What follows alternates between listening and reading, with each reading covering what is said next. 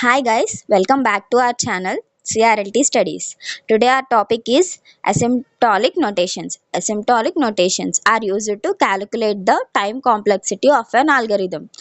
మనం ఈ నోటేషన్స్ని దేనికి యూస్ చేస్తామంటే మన టైం కాంప్లెక్సిటీని క్యాలిక్యులేట్ చేయడానికి యూస్ చేస్తాం. ఒక ఆల్గరిథం యొక్క టైం కాంప్లెక్సిటీని క్యాలిక్యులేట్ చేయడానికి మనం అసిమ్ప్టాటిక్ నోటేషన్స్ అన్న యూస్ చేస్తాం.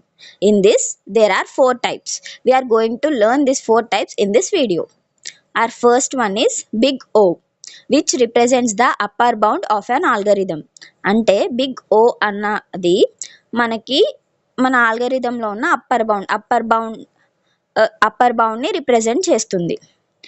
దీని definition: if f of n and g of n are two positive functions. అంటే ఇప్పుడు ఎఫ్ ఆఫ్ ఎన్ అన్నది ఒక ఫంక్షన్, జీ ఆఫ్ ఎన్ అన్నది ఇంకొక ఫంక్షన్ అని మనం అనుకుంటే, then f of n is equal to big O into g of n. ఇది మన ఫార్ములా. ఓకే, మన బిగ్ O అన్న నొటేషన్కి f of n is equal to big O into g of n అన్నది ఫార్ములా. ఇందులో if there exist 2 positive constants, ఆ 2 positive constants ఏంటి? C comma n naught. And ఇక్కడ కండిషన్ ఏంటంటే f of n less than or equal to c into g of n. ఇక్కడ c into g of n అని అన్నప్పుడు మనకి it's less than అన్న symbol use చేసినాం. So ఇది వర్స్ట్ కేస్ అనమాట.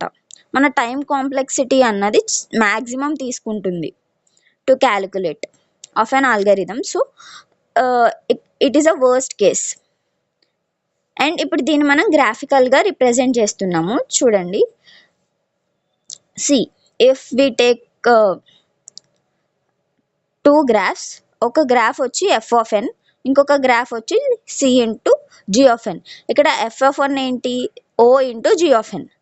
అండ్ కండిషన్ ఏంటి? సి లెస్ దాన్, కాబట్టి దీనికన్నా ఇది తక్కువ ఉండాలి. సో సి ఆఫ్ ఎన్ అన్నది first graph, second graph f of n అని కింద తీసుకున్నాం. F of n is less than కాబట్టి.